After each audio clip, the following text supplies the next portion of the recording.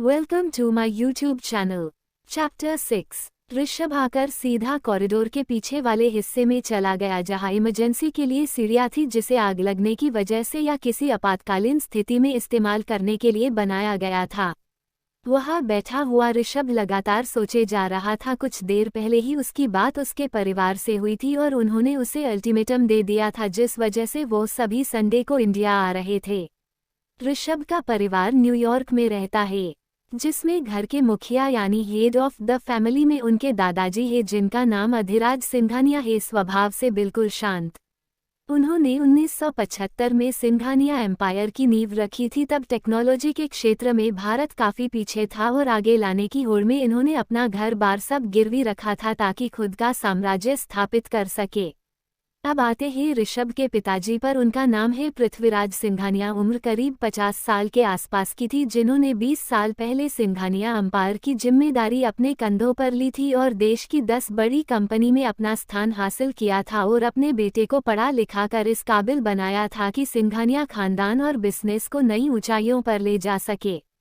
वही बात करें ऋषभ की मां की तो उनका नाम गीता है। उम्र करीब 40 के आसपास की, पर ऋषभ उनसे सीधे मुंह बात तक नहीं करता, या यूं कहे ऋषभ उन्हें अपनी मां समझता ही नहीं। क्यों? वो ऋषभ की सौतेली मां है। ऋषभ को जन्म देने वाली उसकी मां जब ऋषभ 5 साल का था तभी गुजर गई थी और नताशा उस वक्त सिर्फ 1 साल की थी। इसीलिए उसके पापा ने दूसरी शादी की थी ताकि ऋषभ और नताशा को एक मां का प्यार मिल सके। पर जब ऋषभ को सच्चाई पता चली तब से ऋषभ अपनी सौतेली मां से सबसे ज्यादा नफरत करता है, या यूं कहें इतना जिद्दी बन चुका है कि उसके परिवार का उस पर कोई कंट्रोल ही ना रहे। और ये सब उसने जानबूझकर किया था। और क्यों, वो आगे आपको पता चलेगा।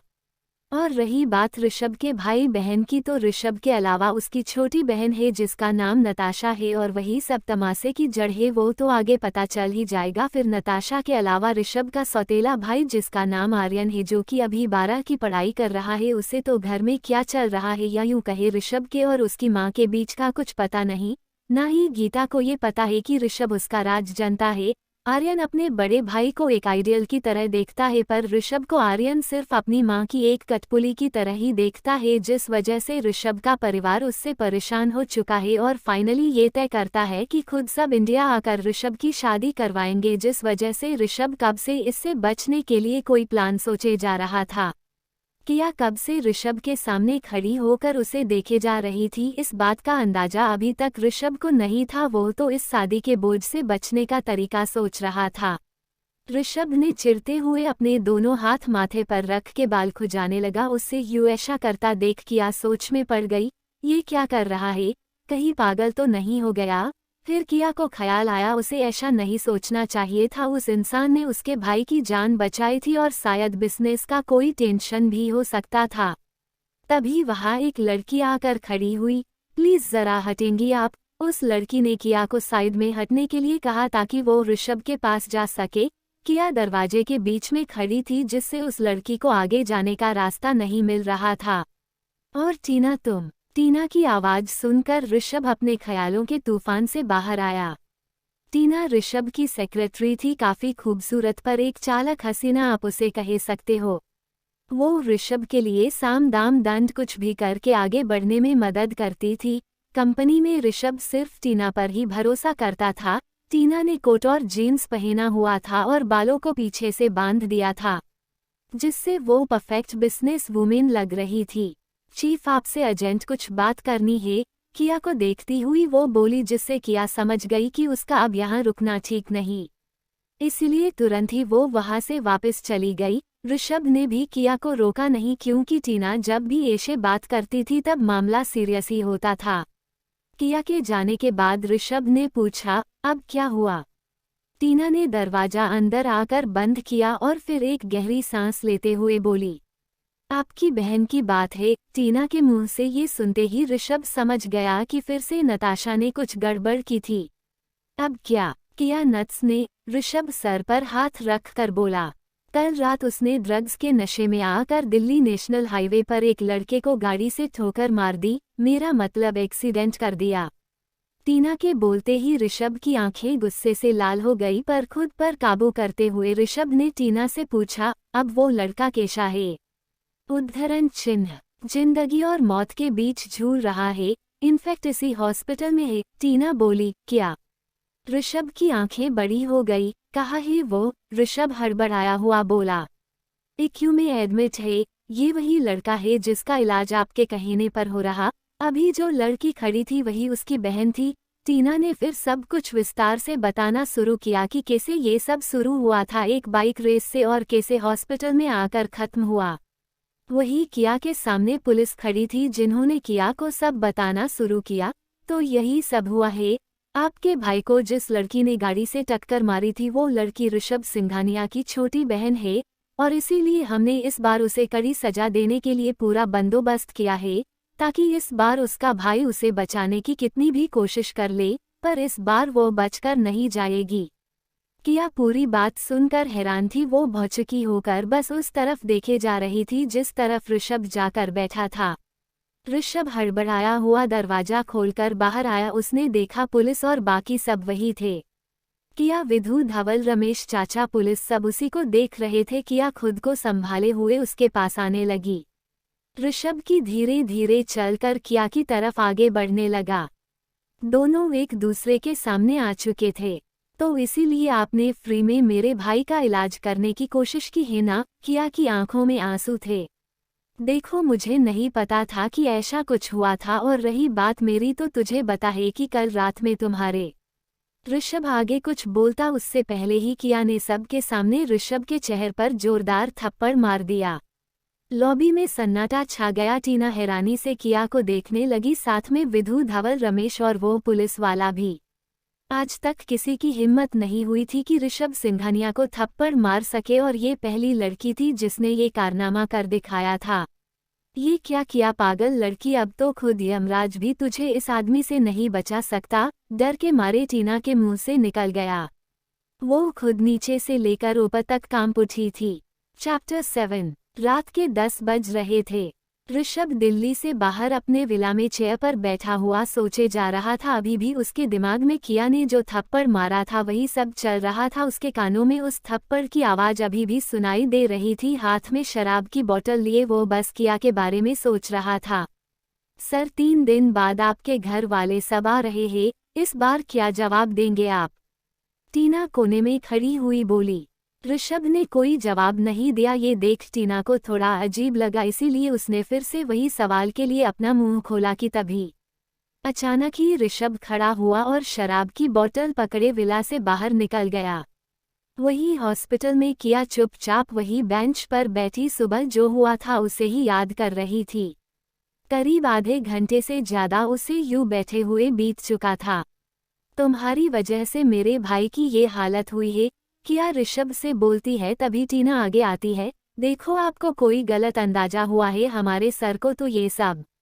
ऋषभ ने तभी उंगली दिखाकर टीना को चुप करवा दिया और वही बाहर जाने लगा। सी यू अगेन माशुकाना बोलकर वो बाहर निकल गया और टीना भी वही किया भूत बनकर खड़ी जाते हुए ऋषभ को देख रही थी। किया अपने ख्यालों से बाहर आई तभी उसने देखा उसके बाजू में कोई शख्स बैठा हुआ था। उसने उस आदमी को देखा और चौंक गई। क्या हुआ, मैं इतना डरावना हूँ क्या? तुम्हारी तरफ ईशान ही हूँ। नशे में धुत ऋषभ उसकी आंखों के सामने था। तुम यहाँ क्या कर रहे हो? किया गुस्से से बोल पड़ी। तभी ऋषभ ने किया के होठों पर अपनी उंगली रख दी। रिलैक्स, में बस यहाँ तुम्हारे भाई से मिलने आया हूँ माशुकाना, और तुम हो कि गुस्सा कर रही? ये हॉस्पिटल है, तुम्हारे पिताजी का घर नहीं, ऋषभ बोला। किया ने देखा ऋषभ की आंखें लाल थी, वो पूरी तरह से नशे में धुत था। उसके बदन से शराब की गंदी सी बू आ रही थी जिस वजह से किया ने अपना मुंह फेर लिया। ये क्या माशुकाना, तुम तो मुझे देखना भी नहीं चाहती, ये तो गलत बात है, ऋषभ बोला। प्लीज तुम जाओ यहाँ से, अब जो भी बात होगी पुलिस स्टेशन में होगी, किया गुस्से से बोली। हाँ हो सकता है कल जब हम मिलेंगे तब तुम मेरी बहन पे अटेम्प्ट्स टू मर्डर का चार्ज लगाओगी, या ये भी हो सकता है कि सच में मेरी बहन की वजह से तुम्हारे भाई की जान चली गई हो, ऋषभ ने बोला ही था कि किया हैरानी से ऋषभ को देखने लगी। वो डरी हुई थी। क्या हुआ, नहीं समझी? ऋषभ शराब की बोतल से दारू पीते हुए बोला। किया इतनी सारी हुई थी कि उसे कुछ समझ ही नहीं आ रहा था। तभी ऋषभ ने आगे समझाते हुए कहा, देखो मैं रहा पैसे वाला अमीर ज्यादा, यही कहा था ना तुमने सुबह? तो ये समझो कि मैं पेशों के दम पर शायद अपनी बहन को बचा लूंगा, पर तुम अपने भाई को कैसे बचाओगी? ऋषभ आंखें मूंदते हुए बोला। मामा मत मतलब। किया डरी हुई अपनी कपकपाती आवाज में बोली। अभी समझता हूँ, बोलकर ऋषभ ने किया को कमर से पकड़ा और अपने नजदीक खींचा। किया डर गई, पर तभी ऋषभ ने उसके मुंह पर उंगली रखकर कहा, श। किया के हलक से आवाज तक ना निकली। फिर ऋषभ ने आगे बोलना शुरू किया, कल सुबह 6 बजे में तुम्हारे भाई का लाइफ सपोर्ट सिस्टम निकलवा दूंगा। ऋषभ के बोलते ही किया खौफ के मारे ऋषभ को देखने लगी। अब बात यह है कि मैं इतना भी बुरा इंसान नहीं हूँ, यही कोई 100 शैतान मरे होंगे तब जाकर मैं पैदा हुआ था। अब बात यह है कि तुमने थप्पड़ मारकर मेरी इज्जत की तो धज्जियां उड़ा दी, अब भरपाई तो तुम्हें करनी पड़ेगी ना। ऋषभ एक्यू की तरफ बोतल से पकड़ा हुआ हाथ आगे करते हुए बोला। प्लीज। किया आगे कुछ बोलती उससे पहले ही ऋषभ बोला, देखो एक बात बोलूं, मैं इतना भी बुरा नहीं हूँ, बस तुम्हारी जिंदगी बर्बाद करना चाहता हूँ, तुम्हें दुनिया भर की तकलीफ दर्द देना चाहता हूँ, इतनी ही मेरी ख्वाहिश है, क्या ये तुम पूरी नहीं करोगी? उद्धरण चिन्ह। ऋषभ बोल तो ऐसे रहा था कि किया की जिंदगी से खेलना किसी खिलौने से खेलने के बराबर था। किया डरी सहमी सी चुप होकर ऋषभ की बात सुने जा रही थी।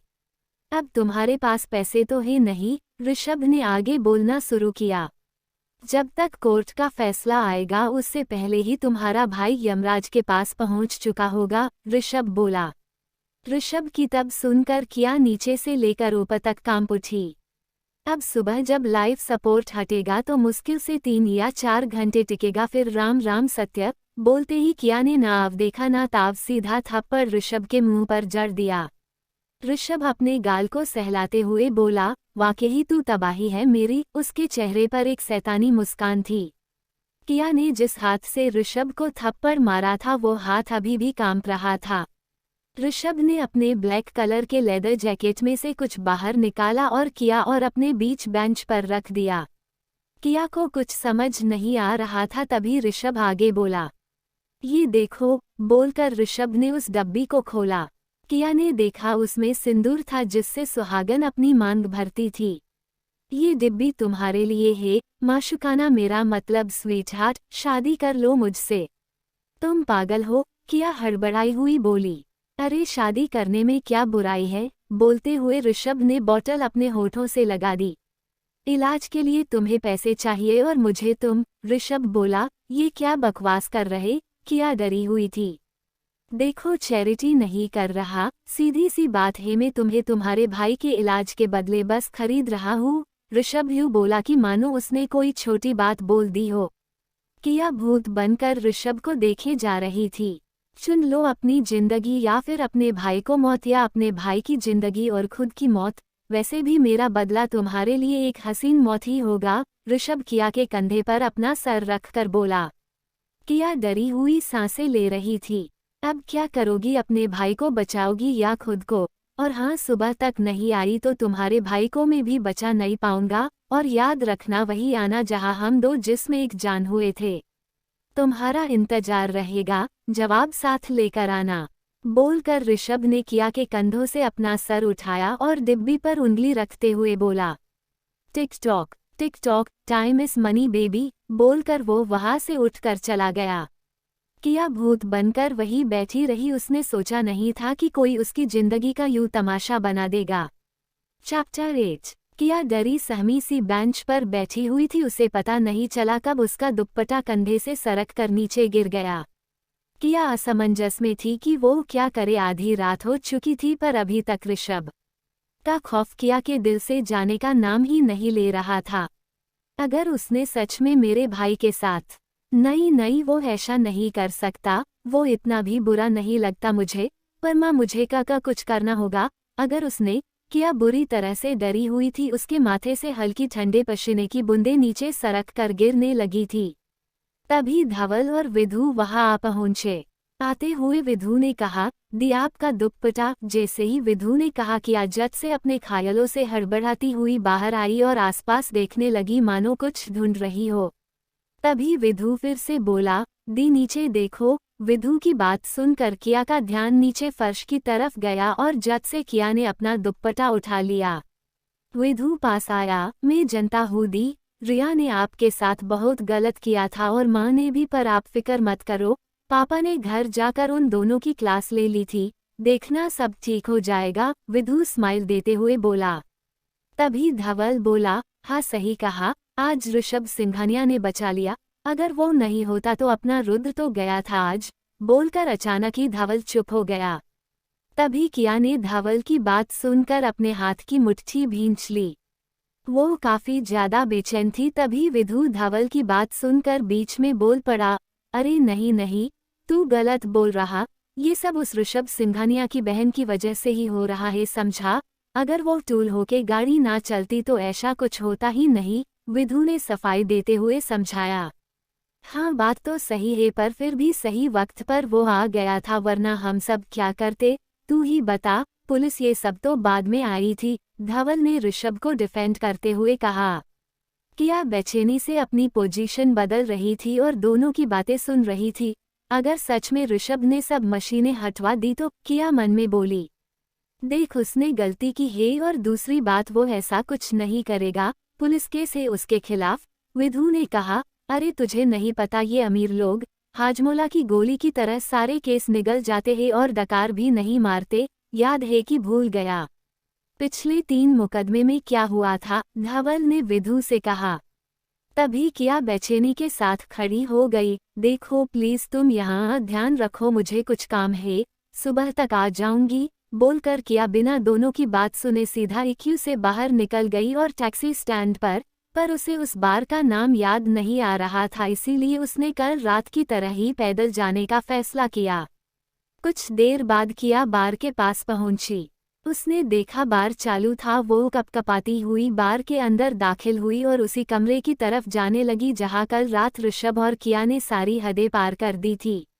वो डरी हुई आगे बढ़ने लगी, उसके हाथ में अभी भी वो सिंदूर की डिब्बी थी।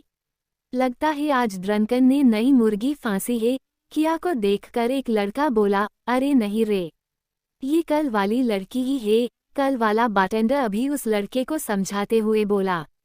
क्या बात कर रहा? ड्रंकन का दिल कब से एक लड़की पर 2 बार आने लगा। अभिजीत हैरानी से बोल पड़ा। अरे चुप कर, तुम लोगों को कुछ पता है नहीं और कहीं भी शुरू हो जाते हो। शौर्य पीछे से आता हुआ बोला। आज बार में शोर कम था क्योंकि ड्रंकन वहां मौजूद नहीं था। आवाज तभी बढ़ती थी जब ड्रंकन डांस फ्लो पे होता था। सभी किया को देख रहे थे और सबकी बात सुनकर किया को खुद पर शर्म आने लगी थी। उसने अपना दुपट्टा अपने हाथों में कसकर पकड़ा हुआ था। जैसे ही वो पीछे के कमरे के सामने खड़ी हुई कि तुरंत ही दरवाजा खुला और एक लड़की बाहर आती दिखी। उसने सफेद रंग की स्कीवी और डेनिम की जीन्स पहनी हुई थी। वो बाल ठीक करती हुई किया के सामने जा खड़ी हुई और अपने पेंट की जिप बंद करने लगी। He is still hot, don't worry babe, definitely he can give you the pleasure, वो कातिलाना स्माइल देती हुई बोली। किया ने देखा उसकी ब्रा बाहर दिखाई दे रही थी। किया ने नजरें फेर दी। ये देख उस लड़की ने अचानक ही किया की छाती पर हाथ रख दिया। Wow babe you maintain it so much. वो आगे कुछ बोलती उससे पहले ही किया ने उसका हाथ अपनी छाती पर से झटक दिया। तभी ऋषभ दरवाजे पर आया। यू आर सो स्पाइसी, वो लड़की बोली। क्या बात है? ऋषभ ने पूछा। कुछ नहीं, बस कुछ ज्यादा ही तीखी है, बोलकर वो लड़की वहां से चली गई। उसके जाते ही ऋषभ ने किया का हाथ पकड़कर उसे अंदर खींचा और दरवाजा तुरंत ही बंद कर दिया।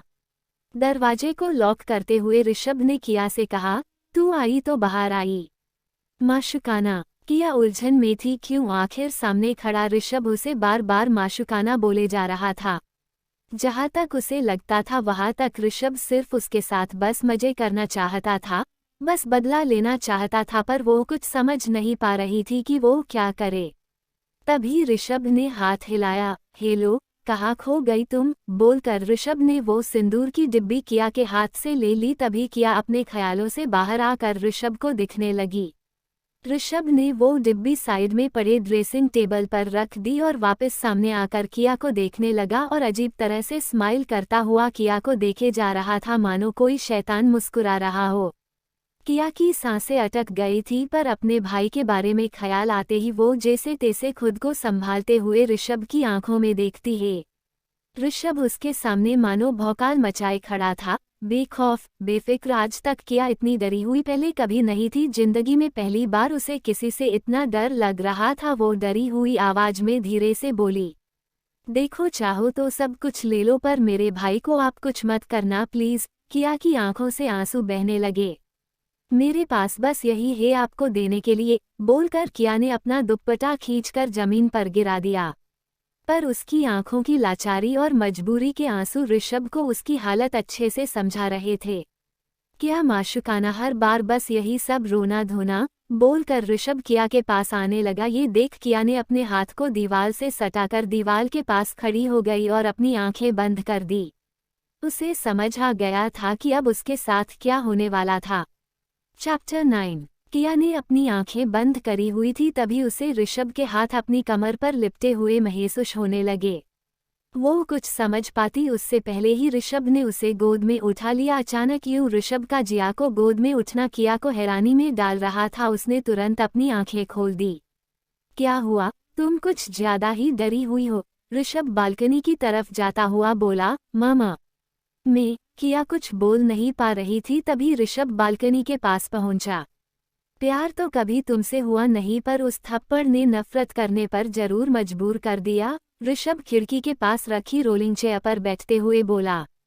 किया अभी भी उसकी गोद में थी। किया बस ऋषभ को देखे जा रही थी। उस बस यही डर था कि ऋषभ उसके साथ आगे क्या करेगा। तभी ऋषभ ने किया को आगे की तरफ मोड़ा और अपने पैर उठाकर खिड़की के पास जो जगह थी उस पर रख दिए। साथ में किया के पैर भी उसके पैरों के ऊपर रख दिए और खुद चेयर पर अपनी पीठ टिकाए आसमान में चांद की तरफ देखे जा रहा था। किया कुछ समझ ही नहीं पा रही थी कि आखिर उसके साथ चल क्या रहा था। तभी ऋषभ ने उसे अपनी तरफ खींचा, जिस वजह से किया की पीठ ऋषभ की छाती से जा टकराई। ऋषभ ने अपने दोनों हाथ आगे किए और किया की कमर पर लपेटते हुए बोला, ये देखो, बोलकर ऋषभ ने अपने एक हाथ की उंगली से चांद की तरफ इशारा किया और हाथ वापस रख दिया। पर इस बार किया की छाती से सटा हुआ था, जिस वजह से किया काफी ज्यादा शर्म महसूस कर रही थी, साथ में डर भी था। देखा क्या, ऋषभ ने फिर पूछा। का क्या, किया ने डरते हुए पूछा। उसकी जबान अपने आप हकलाने लगी थी। चांद में भी दाग है, पर मेरे चांद में बिल्कुल भी दाग नहीं है, बोलकर ऋषभ ने किया को और कस के पकड़ लिया। बस गले के नीचे एक तिल जरूर है, ऋषभ बोला। उसके साथ ही किया शर्म के मारे दूसरी तरफ देखने लगी। अब क्या शर्माना, कल रात मैंने सब देख लिया था और तुमने सब कुछ करने दिया था, ऋषभ ने कहा। किया उसकी बात सुनकर दुखी हो गई थी। फिर ऋषभ आगे बोला, काश वो थप्पड़ ना मारा होता तुमने तो आज। बोलते हुए ऋषभ अचानक से रुक गया। पता नहीं क्यों, पर किया ध्यान से उसकी बात सुनने लगी थी। फिर ऋषभ अपना मूड ठीक करके आगे बोला, खैर अब ये सब छोड़ो, बात बस इतनी सी है कि मैं तुम्हें डराऊंगा, इतना डराऊंगा कि तुम डरना ही भूल जाओगी। ऋषभ की बात सुनकर किया बस चुप रही, पर उसकी सांसें तेज हो रही थी। उसकी दिल की धड़कनें बढ़ रही थी, जो साफ साफ उसके दिल में जो डर और घबराहट थी उसे बयान कर रही थी। आखिर कोई लड़का इतनी हद तक मजबूर कर दे तो डरना एक लड़की के लिए जायज़ बात थी। फिर ऋषभ आगे बोला, फिर मैं तुम्हें परेशान करूंगा इतना कि तुम परेशान होना ही भूल जाओगी। और आखिर में ऋषभ रुक गया। आखिर में क्या, किया डरी हुई बोली, मैं अपना बदला लूंगा, याद रखना कब कहा किसे कुछ समझ नहीं आएगा, बोलकर ऋषभ चुपचाप वहीं पर लेटा रहा और किया भी उसके पास वही सोई रही। इन सब में तारीफ तो सिर्फ उस चेयर की करनी पड़ी कि दोनों का वजन संभाले पूरी रात यूं खड़ी रही। अगर टूट जाती तो मुसीबत और बढ़ जाती। रात कब और कहाँ बीत गई पता ही नहीं चला और सुबह के सूरज की हल्की सी रोशनी ऋषभ और किया के चेहरे से टकराने लगी, जिस वजह से दोनों की आंखों खुल गई। अचानक यूं पूरी रात एक ही कंडीशन की वजह से दोनों के बदन अकड़ गए थे। मुश्किल से किया खड़ी होने की कोशिश करने लगी, तभी उसे रात में जो कुछ ऋषभ ने कहा था वो याद आने लगा। सॉरी बोलकर किया खड़ी होने लगी, पर अचानक ही उसने अपना हाथ ऋषभ के दोनों पैर के बीच में रख दिया। तभी किया को पता चला उसने जल्दबाजी में क्या बेवकूफ़ी कर दी थी, पर तब तक बहुत देर हो चुकी थी। हाथ उठाने के चक्कर में किया और ज़्यादा दबा दिया। ऋषभ चिल्लाया और खिड़की पर जोर से पैर दे मारा, जिस वजह से रोलिंग चेयर पीछे की तरफ जाने लगी और दोनों का बैलेंस बिगड़ गया। दोनों नीचे फर्श पर गिर पड़े। आउच! ऋषभ गुस्से से दोनों हाथों को पैरों के बीच रखते हुए किया को गुस्से से देखने लगा। वही किया उसी के ऊपर गिरी हुई थी, जो अभी भी उठने की कोशिश में थी। अगर ठीक से खड़ा होना नहीं आता तो बोल दो, मैं मदद कर दूंगा, ऋषभ गुस्सा करते हुए बोला। सॉरी, सब गलती से हो गया, किया डरी हुई बोली और उठ खड़ी हुई। तभी ऋषभ भी खड़ा होने लगा। पीछे बेड के गद्दे को पकड़े वो खड़ा होकर बेड पर बैठ गया। अभी भी वो किया को गुस्से से देखे जा रहा था और उसके दोनों हाथ अभी भी पैरों के बीच में बैलेंस बनाए हुए थे। किया इधर उधर देखने लगी। आई स्वेर बदला तो लेकर रहूंगा, बोलकर ऋषभ टेढ़ा चलता हुआ बाथरूम की तरफ गया और दरवाजा खोलकर अंदर गया। तभी बता नहीं क्यों पर किया की हंसी छूट गई। वो हंसने लगी। उसी वक्त ऋषभ तुरंत ही बाहर मुंह निकल कर देखने लगा, पर उसी वक्त किया ने उसे यूं खुद को झांकता देख चुप हो गई। ऋषभ शक करता हुआ वापस बाथरूम में चला गया। जैसे ही दरवाजा लॉक होने की आवाज आई, किया अपना मुंह दबाकर हंसने लगी। दिल्ली आने के बाद शायद ही वो इतना खुलकर हंसी थी। कुछ ही देर बाद ऋषभ बाथरूम से बाहर आया, पर अभी तक उसका दर्द कम नहीं हुआ था। शायद किया ने अपना हाथ कुछ ज्यादा ही जोर से ऋषभ के पैरों पर वजन बनाए रख दिया था, जिस वजह से ऋषभ को दर्द हो रहा था। तभी रूम का दरवाजा किसी ने खटखटाया। ऋषभ धीरे से दरवाजे तक पहुंचा और दरवाजा खोला। सामने टीना खड़ी थी और साथ में 2 लोग और थे। किया चलती हुई दरवाजे के पास पहुंची। उसने देखा टीना सामने खड़ी थी। तभी टीना और किया दोनों की नज़र एक हुई। तभी किया ने शर्म से अपना सर झुका दिया। मैंने जो बोला था वो हुआ? ऋषभ ने पूछा। हाँ चीफ, बोलकर टीना ने फाइल ओपन करके एक डॉक्यूमेंट बाहर निकाला। ऋषभ ने किया को देखकर कहा, इसे देख लो, बाद में बोलना मत और सीधा बाहर आ जाना, बोलकर वो दरवाजे से बाहर आया। दरवाजे से बाहर आते ऋषभ की टेढ़ी चाल देखकर वहां खड़ा ऑफिस का आदमी बोला, क्या हुआ सर, आप यूं टेढ़े क्यों चल रहे? उद्धरण चिन्ह। किया और टीना सर उठाए उस ऑफिस के एम्प्लॉय और ऋषभ को दिखने लगी। जवाब में ऋषभ हल्का सा मुस्कुराया। ऋषभ को मुस्कुराता देख सभी के जान में जान आई। सभी को लगा कि अब सब ठीक है, ऋषभ कोई तमाशा खड़ा नहीं करेगा। तभी ऋषभ ने उस एम्प्लॉय को अपने पास इशारा करके बुलाया। जी सर, वो आते हुए बोला। ऋषभ ने जोर से उसके दोनों पैरों के बीच लात मार दी। आह! वो चिल्लाया। साथ में किया और टीना भी सभी हैरानी से ऋषभ को देख रहे थे।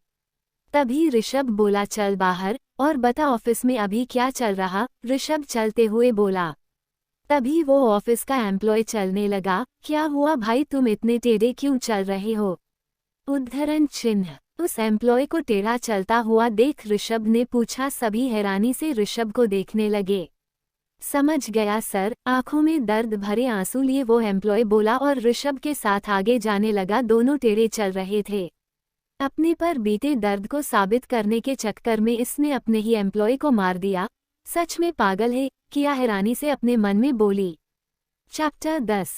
किया ने डॉक्यूमेंट्स चेक करने के लिए पहला पेज देखा। ऊपर साफ साफ लिखा था, मैरिज कॉन्ट्रैक्ट। किया हैरानी से सब पढ़ने लगी। कॉन्ट्रैक्ट में साफ साफ लिखा था कि जब तक ऋषभ और किया साथ है तब तक किया उसकी बीवी बनकर घर संभालेगी और उसकी प्रॉपर्टी पर अपना हक जता सकती थी, मगर उसने अलग होने की कोशिश की तो उस दरमियान उसे सिर्फ 10 करोड़ से ज़्यादा कुछ नहीं मिलेगा। और अगर किसी वजह से ऋषभ उससे अलग होता है तो किया को 1 रुपया भी ऋषभ से नहीं मिलेगा, मगर ये शर्तें 1 साल के बाद लागू होगी। 1 साल से पहले अगर किया ने अलग होने की कोशिश की तो ऋषभ सिंघानिया को कॉन्ट्रैक्ट के मुताबिक पूरे 50 करोड़ देने होंगे और इन सब में किया साहा के छोटे भाई की पूरी जिम्मेदारी ऋषभ सिंघानिया की होगी, जिसमें उसके भाई के पढ़ाई से लेकर सारे खर्चे ऋषभ सिंघानिया ही उठाएगा बिना किसी झिझक के। कॉन्ट्रैक्ट में आगे भी बहुत कुछ लिखा था जिसे किया पढ़ रही थी। पूरे 12 पॉइंट्स अच्छे से देखने के बाद आखिर में किया ने ना चाहते हुए भी कांपते हाथों से साइन कर दी। उसे इस वक्त बस अपने भाई की फिक्र थी। उसे नहीं पता था कि कॉन्ट्रैक्ट की वजह से उसकी जिंदगी में कितना बड़ा भूचाल आने वाला था, पर अपने भाई की जिंदगी के लिए वो ये सब झेलने के लिए भी तैयार थी।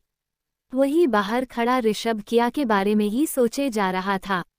वो उन दिनों को याद कर रहा था जब 8 साल पहले वो किया को जानता था, पर किसी वजह से वो वहां से वापस दिल्ली चला आया था। तब से लेकर आज तक उसका चेहरा इतना बदल गया था कि शायद किया भी उसे पहचान नहीं पाए। और रही बात उसके वहां से भागकर वापस आने की, तो ये तो आने वाला वक्त ही बताएगा कि भोपाल में ऐसा कौन सा राज दफन था जो ऋषभ ने अभी तक छुपाए रखा था।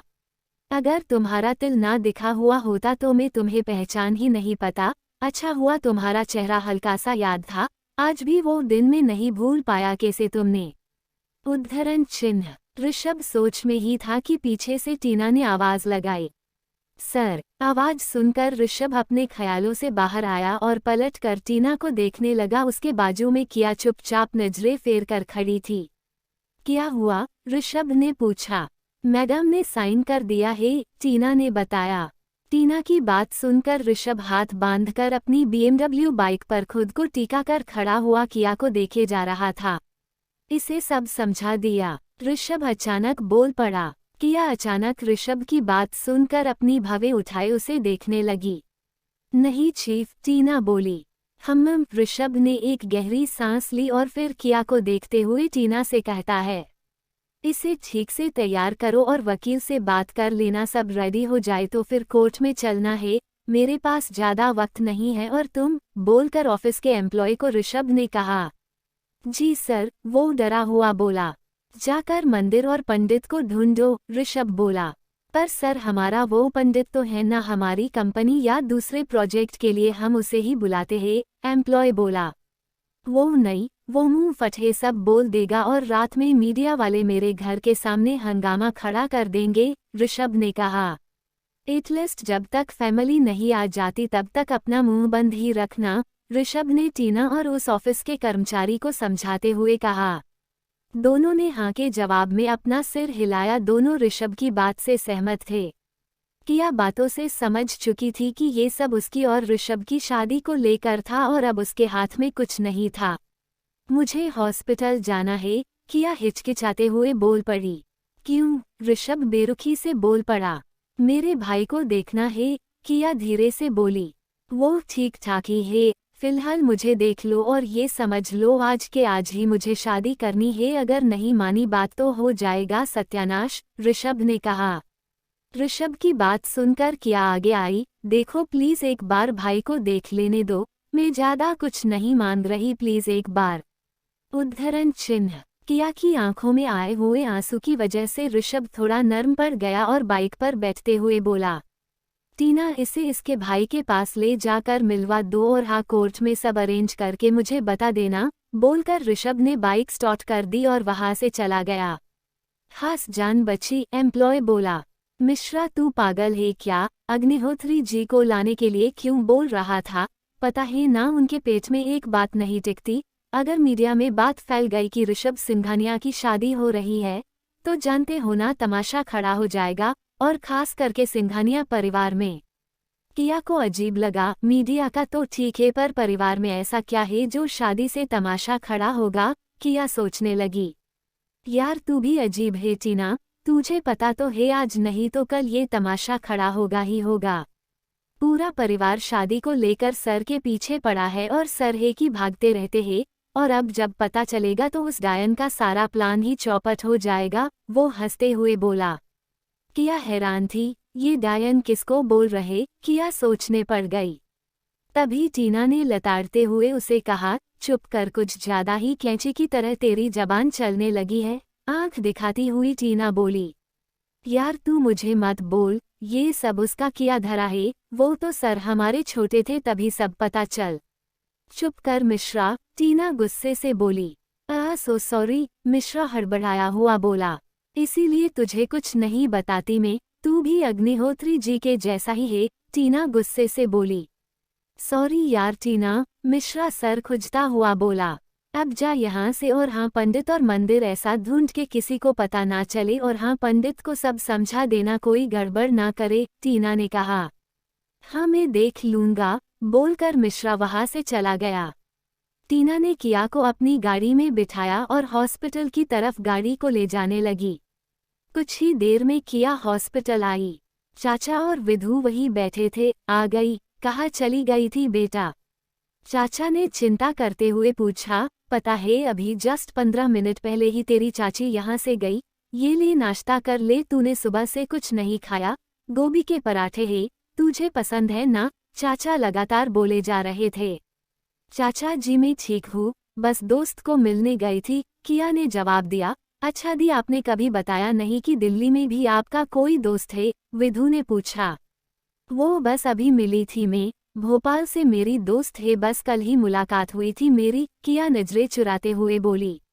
चाचा को थोड़ा अजीब लगा कि भाई की ऐसी हालत है और अपने दोस्तों से मिलने चली गई, पर फिर सोचा टेंशन में उसे भी खुली हवा की जरूरत है, इसीलिए चाचा ने कुछ नहीं कहा।